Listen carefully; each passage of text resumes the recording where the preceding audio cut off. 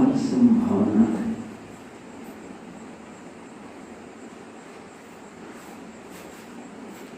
मनुष्य के अलावा अन्य प्राणी हैं, लेकिन सीमित है। एक प्राकृतिक लाइफ सिस्टम है, जीवन सर्कल है, उसी के अंतर्गत जीते हैं। संभावना नहीं, जड़ पदार्थों से अलग है, ये सच है। जैसे एक चट्टान है, बड़ा सा पत्थर है, तो पत्थर है तो क्या बस है, क्या संभावना है? पत्थर में भी तो संभावना तो है, लेकिन विकास की संभावना स्वतः नहीं है, उसमें स्वतः नहीं है। मनुष्य के हाथ में जब पत्थर लग जाता है तो उसमें तराशना, पढ़ना, छीलना, उसके आकार प्रकार में परिवर्तन मनुष्य करता है। लेकिन पत्थर में स्वतंत्रता नहीं है, स्वतंत्रता नहीं है कि वह अपनी स्वतंत्रता के आधार पर गति करे, परिवर्तन करे, ऐसा कुछ नहीं है। बिल्कुल एक जगह पड़ा है। पत्थर से थोड़ा सा अब थोड़ा सा ऊंचा पेड़ पौधे ये है। पत्थर में फूल नहीं खिल सकता है, एक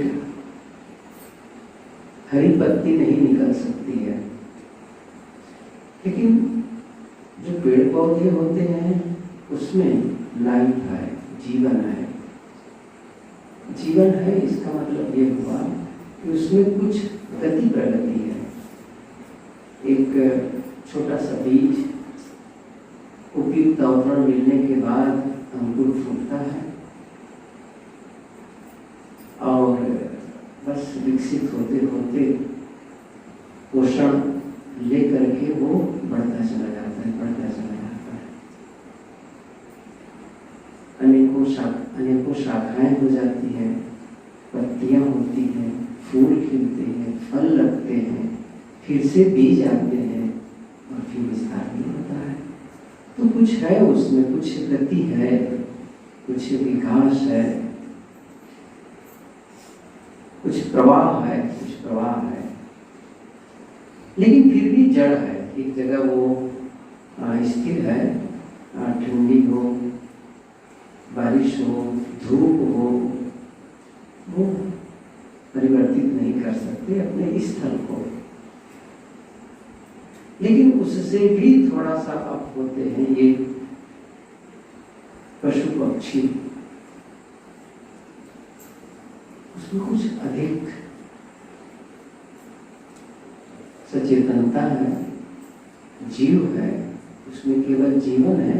जीवन है मतलब एक लाइफ सर्किल है बस। लेकिन अन्य प्राणी जो होते हैं मनुष्य के अलावा, उसमें थोड़ा अंतर है। ठंडी लगी हो और धूप दिख रही हो तो धूप में चले जाते हैं, धूप तेज हो तो छाया में पहुंच जाते हैं, कहीं आधार बना लेते हैं, कुछ परिवर्तन यहाँ से वहाँ अपने आहार के लिए वो गतिमान होते हैं। चलना है, दौड़ना है, उसमें भय है, नींद भी है। जो कहा गया है कि षट पशु कर्म भोजन छादन मैथुन भय निद्रा मोह, इस प्रकार से है। लेकिन फिर भी वो अपने आप में कोई परिवर्तन करके कोई अनोखा कार्य करे जो अब तक न किए हों, ऐसा कुछ नहीं, ऐसा कुछ नहीं है। मनुष्य अद्भुत है, बहुत अद्भुत है। इनके भीतर में इतनी संभावना है, जो पोटेंशियल है कि बहुत कुछ कर सकता है, बहुत कुछ होता है इसमें। अब संभावना को वास्तविकता में बदलने का जो काम है, ये बहुत कम लोग करते हैं, बहुत कम लोग करते हैं। हम लोगों में से सबके अंदर ये शक्ति तो है कि हम जो भाषा भी जान रहे हैं उसके अलावा भी कई भाषाओं के ज्ञाता हो सकते हैं, ये संभावना तो है। क्योंकि कुछ ऐसे लोग हैं जरूर जो अन्य भाषाओं को बढ़िया से जान लेते हैं, बोल लेते हैं। अब उस संभावना का हमने उपयोग नहीं किया। मैंने अभी बीज का उदाहरण दिया था। एक बीज है छोटा सा, और बीज में वृक्ष की संभावना है,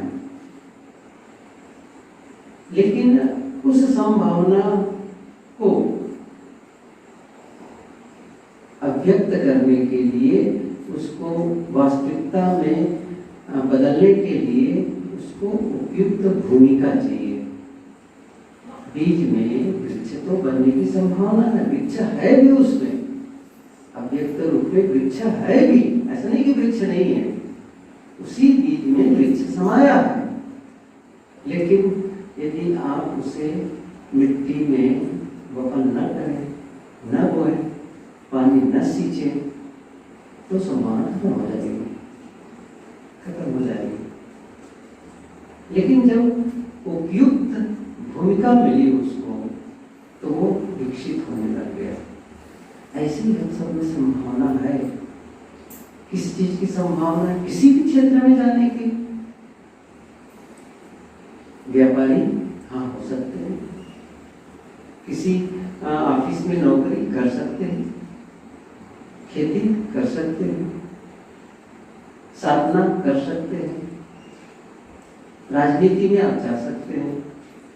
इसके अलावा गलत बात का भी संभावना बनती है इसमें, चोरी करें कर सकते हैं, हिंसा करें कर सकते हैं, बहुत कुछ है, बहुत कुछ संभावना है। क्यों? ये स्वतंत्र प्राणी, इसीलिए इसको कहा गया है स्वतंत्र भूमिका। मनुष्य का जीवन कैसा है? स्वतंत्र भूमिका है। जहिया जन्म मुक्ता हता, तहिया हता न कोई। जहिया जब, ये भूत की बात बताई जा रही है, लेकिन यहाँ का भाव है कि जब जब मनुष्य का शरीर मिला, मुक्त होने की भूमिका में थे, बंधनों से मुक्त होने की भूमिका थे, जैसे आज है। वैसे पहले भी जब मनुष्य का जीवन पाए थे तब यही बात थी। उस समय भी आप में संभावना थी कि आप मुक्त हो सकते थे। क्यों? तहिया हता न कोई, हता शब्द जो आया है, कोई व्यवस्था नहीं थी कि आपको बांध ही दे, कोई व्यवस्था नहीं थी। जैसे पशु पक्षियों में व्यवस्था है, वो व्यवस्था नहीं थी, स्वतंत्रता थी। लेकिन हम सबकी एक बहुत बड़ी गलती क्या हो जाती है, हम अपनी स्वतंत्रता को अपने ही नुकसान के लिए उपयोग करते हैं। ये बड़ी बात है, और ये दुख की बात कहना चाहिए। अपनी स्वतंत्रता का उपयोग हम आत्म पतन में ही लगाते हैं। सुबह के सत्र में मैंने कहा था ना, चुनाव, कि एक आदमी सिगरेट जलाता है, तो सिगरेट जलाते समय और हर बार, वो चाहे सैकड़ों बार जलाया है, हजारों बार जलाया है सिगरेट और पिया है, लेकिन हर बार एक अवसर था सिगरेट न पीने का, एक अवसर था। कोई आदमी झूठ बोलता है तो उस समय एक अवसर होता है झूठ न बोलने का। क्रोध कोई करता है तो अवसर होता है, एक दूसरा पक्ष भी रहता है उनके पास में, उसी समय अवसर होता है, विकल्प सब्स्टिट्यूट करते हैं, विकल्प होता है। क्या विकल्प होता है? क्रोध न करने का। कोई प्रतिबंध नहीं है कि आपको क्रोध ही करना है, कोई प्रतिबंध नहीं है। कोई प्रतिबंध नहीं है कि आपको चोरी ही करनी है, कोई प्रतिबंध नहीं।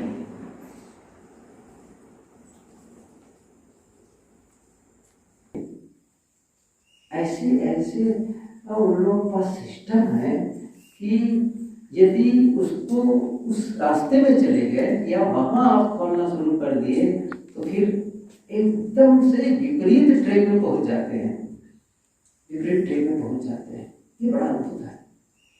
आप करना शुरू किए, अब स्वतंत्रता है वहां पर कि हम जो सचमुच जिसके लिए खोल रहे हैं मोबाइल, किसी के विचार सुनने के लिए, कोई निश्चित बातों को सर्च करने के लिए, अब उसे करें या फिर वहाँ जो अभी तत्काल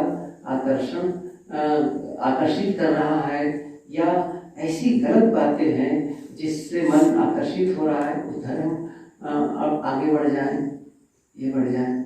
अब देखिए ये होते हुए भी अब हम उतने ही समय में, मैंने क्या कहा, उतने ही समय में, उतनी ही शक्ति में आप एक अच्छी बात सुनकर, एक अच्छा सा पद सुनकर आप भीतर से ज्ञान बढ़ा सकते हैं, अपने भीतर ज्ञान बढ़ा सकते हैं और भीतर मानसिक संतुष्टि का अनुभव कर सकते हैं उतने में। और ठीक उतने ही समय में यदि आपने गलत रास्ता चुन लिया, गलत ऐप खोल लिया, गलत दृश्य देखने लग गए, और तो क्या होगा, उतने ही समय में आपका मन कचरा से भर जाएगा, गलत विचारों से भर जाएगा और मन असंतुष्ट हो जाएगा, असंतुष्ट हो जाएगा। तो मैं ये कह रहा था कि स्वतंत्रता का उपयोग यदि हम अपने उसी स्वतंत्रता का उपयोग हम यदि हम उत्थान में कर ले, तो अपने विकास में कर ले, तो कितना काम हो सकता है, बहुत विकास हो सकता है। अच्छा, ये काम रोज मिलता है, हर समय अवसर रहता है। आज सुबह नींद खुली तो अवसर था, नहीं था, पूरा दिन था, दिन था। हम आज के दिन को कैसे बिताएं, ये किस पर निर्भर है। आज के दिन को, एक दिन मान लो हमको जीवन में और मिला, तो आज के दिन को हमको कैसे बिताना है, ये किस पर निर्भर है, किसी दूसरे पर नहीं है। अब कोई जैसे गुलाम हो, कोई वैसी बात हो तो बात अलग है, कभी वो होता था, लेकिन आपके पास स्वतंत्रता है। आपके पास कोई कहता है मैं तो नौकरी करता हूँ तो क्या करूँ, कोई बात नहीं, तो भी स्वतंत्रता है आपके पास, नौकरी न जाए। लेकिन एक बात है, आप कहेंगे कि मैं खाऊंगा क्या, कारण जो भी हो, कारण जो भी हो, नहीं खाऊंगा, व्रत करूंगा, बहुत कुछ बातें होती हैं। आखिर इसीलिए तो इतनी स्वतंत्रता कि आदमी अपने जीवन को ही समाप्त कर देता है। पशु पक्षियों को शायद ही हम सुने होंगे कभी कि उसने आत्महत्या की है, नहीं सुने होंगे, लेकिन हम करते हैं। अब चुनाव है, आप जीवन को बचाए रख करके इसको आगे बढ़ा सकते हैं या जीवन को समाप्त कर सकते हैं। कितना नुकसान करते हैं। जो जीवन में प्राप्त समय है, जीवन में प्राप्त शक्ति है, उस शक्ति का हम किस प्रकार उपयोग कर रहे हैं। क्या हम अपने उत्थान में कर रहे हैं, जीवन विकास में कर रहे हैं, आत्म साधना में कर रहे हैं, मानसिक शांति के लिए प्रयत्नरत हैं, किसके लिए हैं।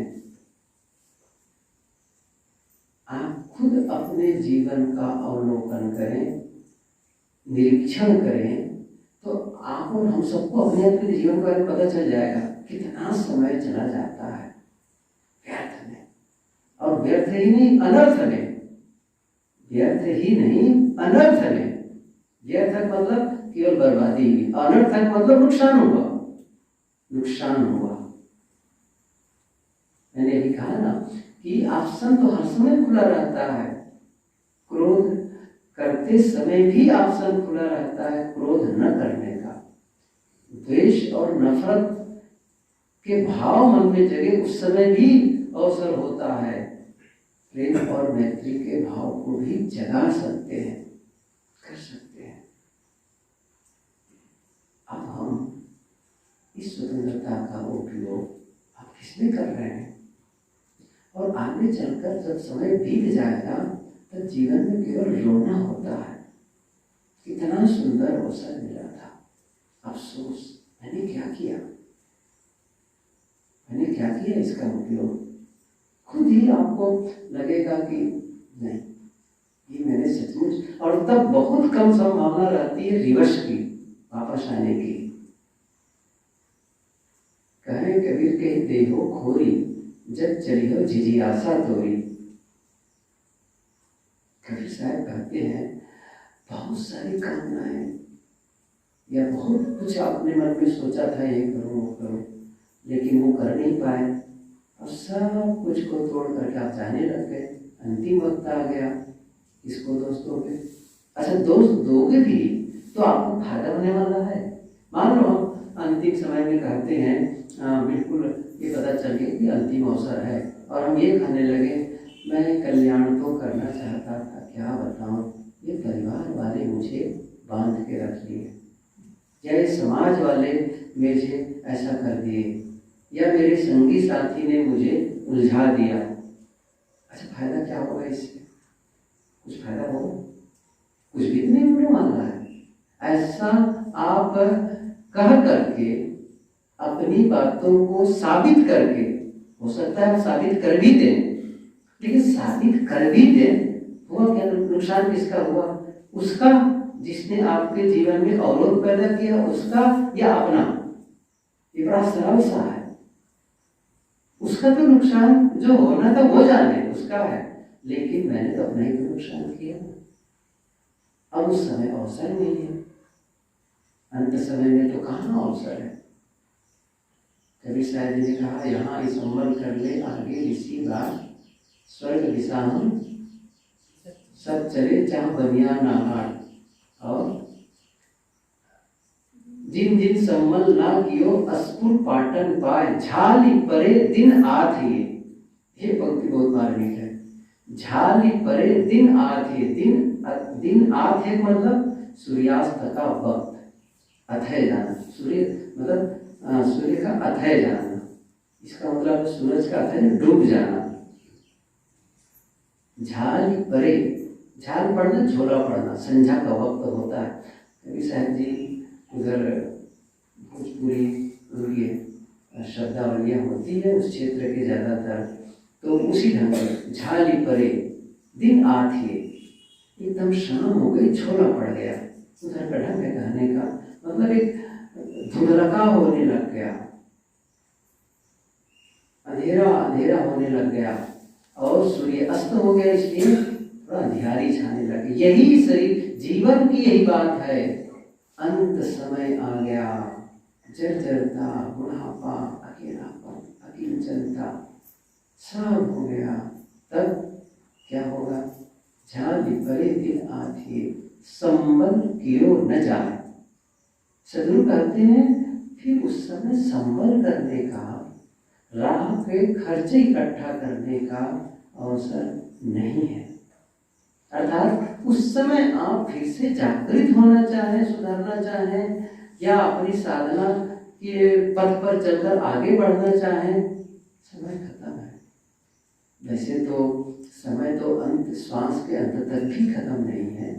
हो सकता है उस समय भी आपके चित्त में कुछ परिवर्तन आए और आप उसको निश्चित रूप से संकल्प लेकर के कम से कम तब भी सही, तब भी वो सोच करके कि उस समय भी कहीं शुभ विचार और शुभ चिंतन करने लग गए तो भी बहुत कुछ है, तो भी संभावना तो है, खत्म नहीं है संभावना फिर भी।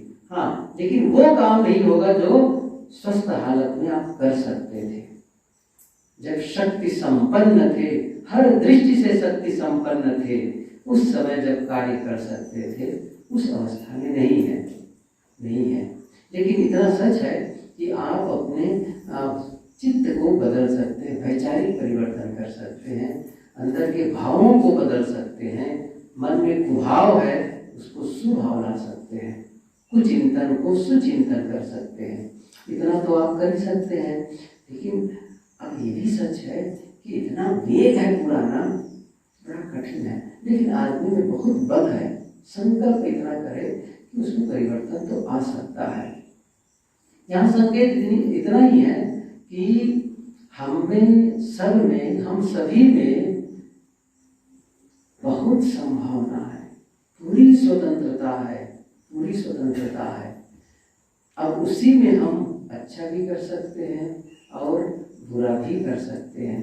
ये बहुत पुरानी कहानी, बहुत पुरानी कहानी। एक चित्रकार के मन में हुआ कि चित्रकारी करता था, चित्र बेचता था, पैसा कमाता था। उसके मन में हुआ कि मैं एक सुंदर व्यक्ति का चित्र लूं, और न केवल वो शारीरिक सौंदर्य संपन्न हो, बल्कि उनका अंतस भी सुंदर हो, अंतस भी सुंदर हो भीतर से, और उसमें वो गुण हो, अर्थात वो सद्गुणी भी हो। तो खोजा कौन होगा सुंदर। कहा जाता है कि वो खोजते खोजते किसी यूनिवर्सिटी में पहुंचा, तो वहाँ के कुलपति से मिला या प्रिंसिपल से मिला और पूछा, आपके इस यूनिवर्सिटी में या फिर कॉलेज में, महाविद्यालय में कोई ऐसा विद्यार्थी है जो मेरा भाव, मैं जो सोचा हूँ वैसा, उन्होंने अपना वर्णन दिया होगा, ऐसा चाहता हूँ। तो उन्होंने कहा हाँ है, बुलाया गया और सचमुच देखने में युवक सुशील, सुंदर, गुणों से संपन्न चित्र लिया गया। उसने चित्र लिया, चित्रकारी की, और सचमुच वो, क्योंकि अंदर की सुंदरता बाहर भी प्रकट हो जाती है, तो फिर वो क्या किया, ले लिया चित्र बना करके, और उससे शायद उसकी कमाई हुई होगी। लंबा समय बीत गया, 20 वर्ष लगभग बीत गए थे, और उसके मन में अब उसके पहले जो सोचा था उसका उल्टा दूसरे ढंग से सोचने लग गया। थोड़ा सा खूंखार आदमी का चित्र लो, जो बहुत गलत है, जिनका चरित्र गलत है, आचरण पूरा व्यवहार गलत है, और अंदर का भाव भी गलत है। वो तो सही है, अंदर का भाव ही गलत होता है तो बाहर ही क्रिया भी गलत होती है, और अंदर का सुभाव हो तो बाहर कुकर्म नहीं हो सकते हैं, ये तो सच है। तो उन्होंने सोचा कि कोई ऐसा खूंखार आदमी जो देखने में भी भयावह लगे और उनका ढंग भी ऐसा हो, तो फिर कहाँ जाऊँ इसके लिए। वो जेल में पहुँच गया, और जेल में वो जेलर से मिलकर वहाँ उसने पूछा कि ऐसा कोई व्यक्ति है जो दिखने में भी भयभीत लगे, भय दे, देखने में भी उसको देखकर ही भय उत्पन्न हो, और उनके शब्द ऐसे हों, उनके व्यवहार कुछ ऐसे हों जो सचमुच डरा देने वाला हो। तो उन्होंने कहा हाँ, आए हैं, बड़ा शातिर बदमाश है, वो ऐसा है। तो उसके बारे में उन्होंने बताया। तो ले गए एक चैम्बर में, घेरे में, वो बंद था और गया वो चित्र लेने के लिए। उसका चित्र जब लेने लगा तो फिर और चित्र उकेरता आगे बढ़ाता, तो थोड़ा थोड़ा उसके भीतर मन में होने लगा, लगता है ये चेहरा पहचाना हुआ है। सामने वाला जिनका चित्र लिया जा रहा था, जिस व्यक्ति का, उसको भी पता चल गया कि मेरा चित्र कौन ले रहा है। ये करते करते तो वो सामने वाला कुछ नजदीक आया और रोने लगा। तो उसने कहा क्या हुआ, क्या मैंने आपके घाव को कुरेदा है, क्या कुछ आपको कष्ट पहुंचा है आपके भावों को, मैंने क्या किया, क्यों दुखी है, क्यों रो रहे हैं। उसने कहा कि शायद आप भूल गए होंगे कि आज से 20 साल पहले मेरा ही आप चित्र लिए थे, वो मैं ही था, कहिए। उसने कहा, ओफ, आप इतने अच्छे, देखने में सुंदर, सद्गुण संपन्न, सब कुछ बढ़िया, और आज ठीक विपरीत क्यों? हर आदमी के अंदर में ये दोनों चित्र हैं। मैं क्या कह रहा हूँ? हर व्यक्ति के अंदर में दोनों ही चित्र हैं, स्वरूपता और कुरूपता का, सद्गुणों और दुर्गुणों का सारा भाव भरा हुआ है। हम किसको उभारना चाहते हैं? जिसको हम उभारना चाहेंगे वो बाहर आएगा, और जिसे हम छोड़ देंगे उनके हाल पर, अपने हाल पर, तो धीरे धीरे उसकी शक्ति क्षीण होती चली जाएगी। मैंने शुरू में कहा था कि हर मनुष्य के अंदर, हम सबके जीवन में बहुत बड़ी संभावना है, पूरी स्वतंत्रता है। क्या संभावना है? हम किसी भी क्षेत्र में मेहनत करके सफलता अर्जित कर सकते हैं। और जिसने भी भले ही कोई एक क्षेत्र चुना हो, लेकिन उस क्षेत्र में सफलता पाई है किसी ने मेहनत करके, चाहे वो राजनीति में हो, चाहे वो व्यवसाय में हो, चाहे वो खेल में हो, चाहे वो संगीत में हो, चाहे नृत्य में हो, चाहे किसानी में हो या साधना में हो, आखिर उसने मेहनत की है, उनके अंदर वही संभावना थी। अब मैं इतना इन बातों को थोड़े में भी कहना चाहूँ तो ये कह सकता हूँ, बुद्ध और महावीर, कबीर और कृष्ण के जीवन में जितनी संभावना थी, वही संभावना हम सबके भीतर है। ऐसा नहीं है कि उनके लिए प्रकृति के द्वारा कोई विशेष व्यवस्था हुई, ऐसा कुछ नहीं है। प्रकृति में तो पक्षपात है ही नहीं। वो सोच करके किसी के लिए सुंदर व्यवस्था कर दे, ऐसा है नहीं है, या किसी के लिए विरोध शुरू कर दे, नहीं, उसमें ज्ञान ही नहीं है। वो तो बस है, वो उपस्थित है, बड़ा अद्भुत है ये। सच कहो ना, संसार पर उपस्थित है, बस ये पूरी सत्ता उपस्थित है।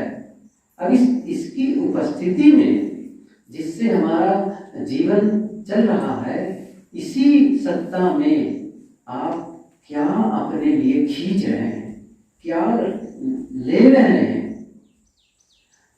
अच्छे की भी संभावना है, बुरे की भी संभावना है। हम अपना लिंग, हम अपना संबंध किससे बनाते हैं, महत्वपूर्ण यह है। मैंने अभी मोबाइल उदाहरण दिया था।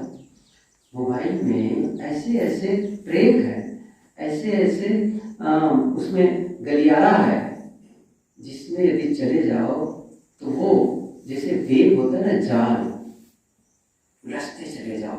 कबीर साहब की पंक्ति से, नौ मन सूद अरुझ नहीं सुलझे, वेग जैसे मकड़ी का जाला, वेग बना करके उसमें उलझ जाता है। हम सब भी उलझ जाते हैं, लेकिन यह भी सच है, उसके विपरीत एक ऐसा भी ट्रैक है, ऐसा पथ है, ऐसी गली है, जिसमें जाकर के आप जीवन में बहुत कुछ सीख सकते हैं। किसी भी क्षेत्र में सीखना चाहें आप, यदि चाहें मैं भोजन बनाने की सुंदर रेसिपी के बारे में जानना चाहूँ तो वो मिल जाएगा, या आप चिकित्सा के संबंध में ज्ञान चाहेंगे तो मिल जाएगा मोबाइल में। आप साधना के संबंध में आप पूछ लो, मोबाइल से पूछ लो, कहा करके कि ध्यान कैसे करें। अब एक नहीं 50 आ जाएगा, आएगा तो नहीं आएगा, सभी जानते हैं, 50 आ जाएगा। किसी भी क्षेत्र, कोई भी क्षेत्र आप खोल करके देख सकते हो, वो आ जाएगा उसमें।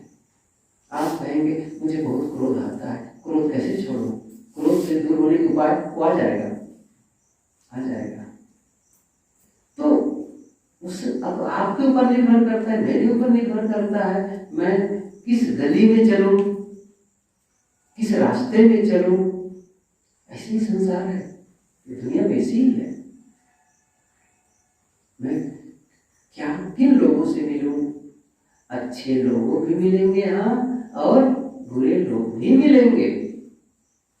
आपको गलत पथ दिखाने वाले भी मिलेंगे, सत्पथ बताने वाले भी मिलेंगे। जहाँ मैं क्या बताऊं, इस पूरे संसार की बात तो भूल जाओ, समाज की बात, आप जिन लोगों के बीच रहते वहां संभावना है। अपने ही परिवार में कोई किसी किसी की मानसिकता इतनी संकुचित होती है, किसी किसी की मानसिकता इतनी बहुत ही कहना चाहिए कि विकृत होती है, यदि मैं इसको कठोर शब्द में कहूँ तो। यदि उनके साथ लगातार आप संपर्क में रहेंगे तो आपको भी उसका प्रभाव आ जाएगा। लेकिन आप ही के परिवार में, आप ही के रिश्तेदारी में ऐसे भी लोग मिल जाएंगे जिनके विचार सचमुच सुंदर है, और वो उनकी सुंदरता और उनके भाव स्वभाव की सुंदरता आप उनका साथ करने लगेंगे तो वो आप में भी आने लग जाएगा। ये आपके कोई दूर भी जान नहीं, इर्द गिर्द भी ऐसे हैं। आप पर निर्भर करता है किसका साथ ज्यादा करे। वो पहले पढ़ा था आचार्य तुलसी, जैन परंपरा में एक शाखा है तेरा पंथ, तो उसकी जैसे अपने कबीर पंथ में एक शाखा है पारक सिद्धांत, ऐसे ही समझो, ऐसे ही। तो पारक सिद्धांत तो कबीर साहब के समय से ही है, लेकिन कुछ लोगों का मानना है कि वो श्री पूरन साहब जी से शुरू किए। ऐसा नहीं है। सदगुरु श्री पूरन साहब जी के पहले श्री रामदास साहेब जी, गुरदयाल साहब जी की बातों को पढ़ो और उनको सब छोड़ दो। कबीर के विचारों सब कुछ है, वो सब कुछ है। तो लेकिन फिर भी थोड़ा से अलग थलग लोगों के नज़र में जो आने लगा है वो तब से है, जब ये सब जब शुरुआत हुई है तब। पहले तो गुरुदेव जी ने जैसे कबीर दर्शन में आप पढ़ेंगे तो लिखेंगे सभी शाखाओं में पारक के विचार होते थे, सभी में। तो वो मेरा विषय नहीं है इस समय का। मैं ये कहना चाहता हूँ, तो उसी में परंपरा में आचार्य भिक्षु हुए और तेरा पंथ की शुरुआत हो गई। उसी परंपरा में एक आचार्य हुए आचार्य तुलसी, और उन्हीं के बाद में आचार्य महाप्रज्ञ, और उनके बाद में आचार्य महाश्रवण जो वर्तमान में है। मैं आचार्य महाप्रज्ञ और आचार्य महाश्रवण दोनों से मिला और खूब बातें भी हुई है। आचार्य तुलसी से मेरा अवसर नहीं लगा, लेकिन उनकी पुस्तकें मैंने पढ़ी।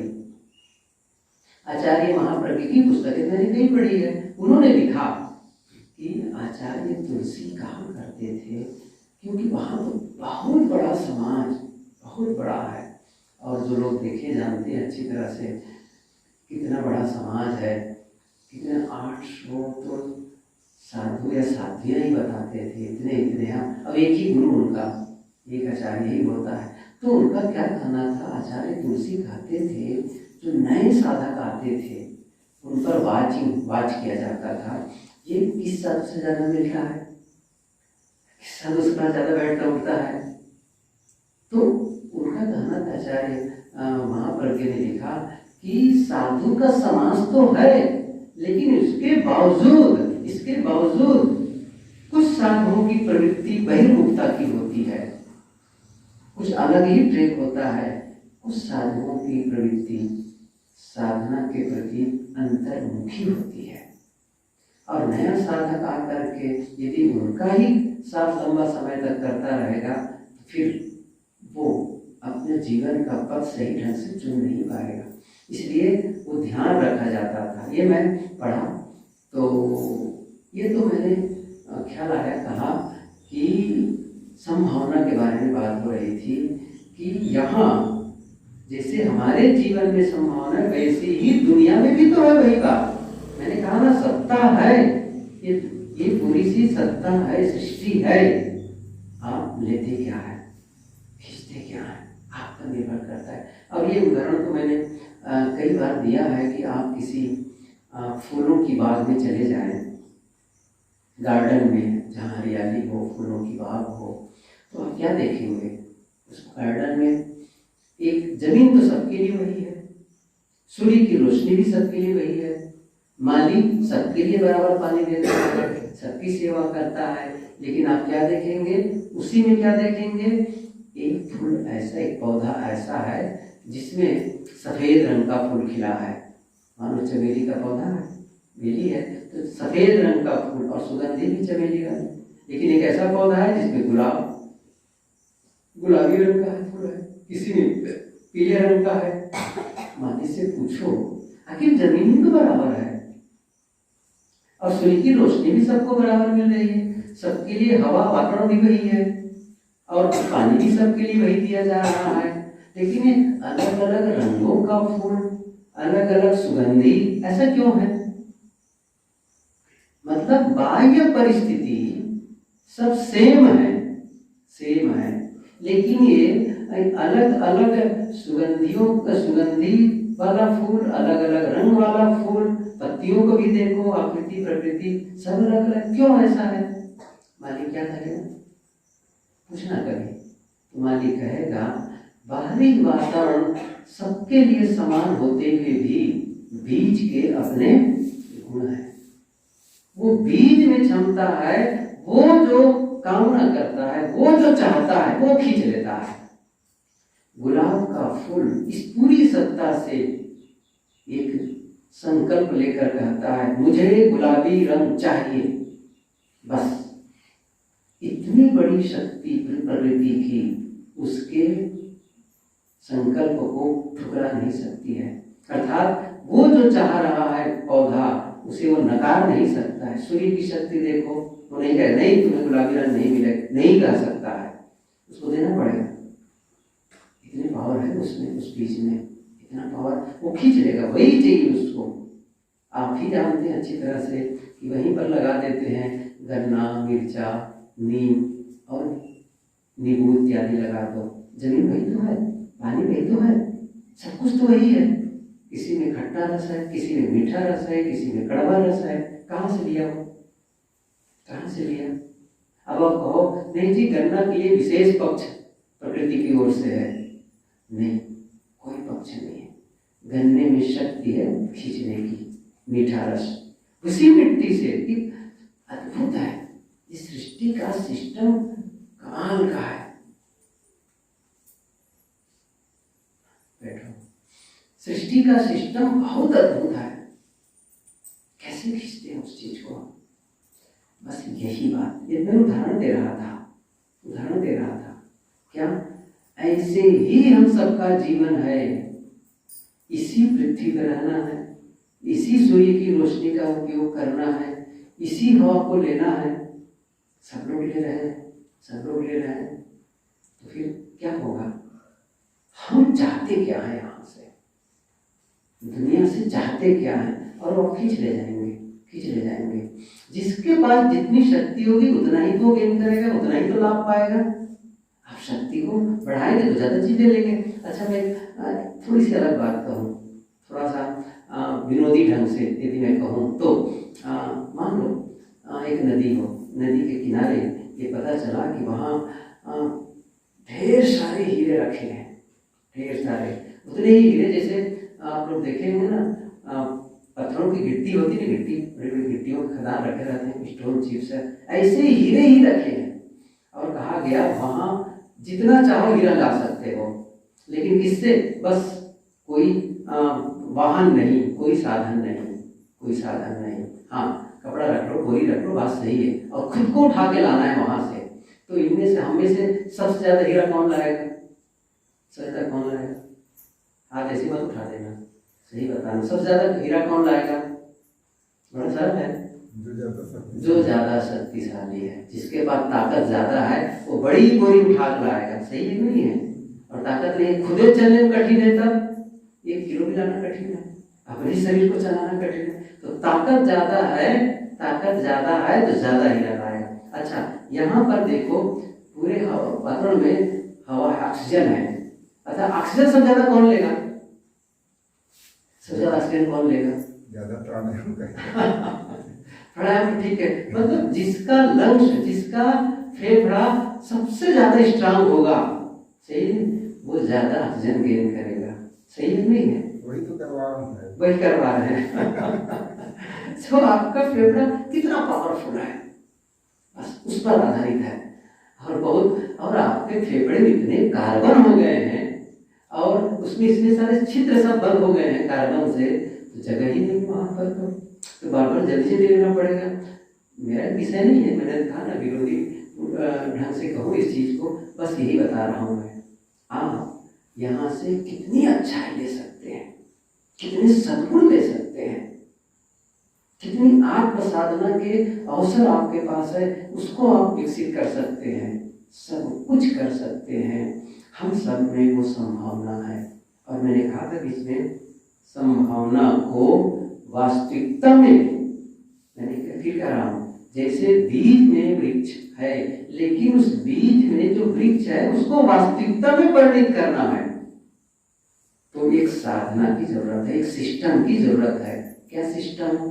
वपन कर दो, सींचो, सूर्य की रोशनी, पौधा जब बड़ा हो तो उसकी सुरक्षा, भाड़ लगाओ, सुरक्षा करो, संभालो उसको, समय समय से सींचते रहो, बढ़ता चला जाएगा, इतना विशाल हो जाएगा वो वृक्ष, इतना विशाल। और फिर उसमें संभावना नहीं है, क्या होगा? अब उसमें फल लगेंगे, उस फल में बीज निकलेंगे, उस बीज में कितने पौधे बन जाएंगे। इसी बात से एक सौ क्लियर है कि कोई और है, रॉबर्ट सुनर है शायद, उसने लिखा है कि एप्पल, सेब में कितने बीज हैं, ये कोई भी अनाड़ी आदमी गिन सकता है, लेकिन एक फल में, एक एप्पल के फल में, सेब के फल में कितने बीज हैं कोई भी अनाड़ी आदमी गिन सकता है, लेकिन एक बीज में कितने फल हैं कितने लोग गिन सकते हैं? नहीं गिन सकते, सही है ना? कितने फल हैं नहीं कह सकते। ऐसे ही है संभावना। तो अब वो संभावना को वास्तविकता में बदलना है और उसके लिए सिस्टम है। ऐसे ही हमारे भीतर भी संभावना है। क्या संभावना है? किसी भी क्षेत्र में सफलता के लिए, चूंकि हम लोगों ने साधना का पथ अपनाया है, कम से कम जो सचमुच साधना के लिए जीवन को समर्पित कर दिया है, उनके लिए ये संभावना है कि वो पूरी ऊंचाई पर जा सकता है, आत्मस्थिति प्राप्त कर सकता है, आत्मस्थिति प्राप्त कर सकता है। न कोई बात नहीं कि पूरी ऊंचाई पर जो हम कहते हैं वैसा न भी हो पाए, तो कम से कम वर्तमान के जीवन को चैन से जी सके, सुख और शांति से जी सके, स्वस्थ रह के जी सके, प्रेम और मैत्री का जीवन जी सके, समृद्धि का जीवन जी सके, ऐसा कर सकता है, हर आदमी कर सकता है। तो फिर हम सब जो हमारे जीवन की संभावना है उसको वास्तविकता में बदलने का काम करें। और वही अंतिम बात यही है, गहरी शांति का अनुभव, गहरी शांति का, भीतर से तृप्त पूर्णता का अनुभव। अंदर जब आप अकेले, आप कहीं भी अकेले बैठे तो ऐसा लगे अंदर से तृप्त पूर्ण, कमी महसूस ही ना हो, ऐसा ना लगे कमी रह गई है, ऐसा लगे सब कुछ पूरा है, सब कुछ पूरा है, ऐसा महसूस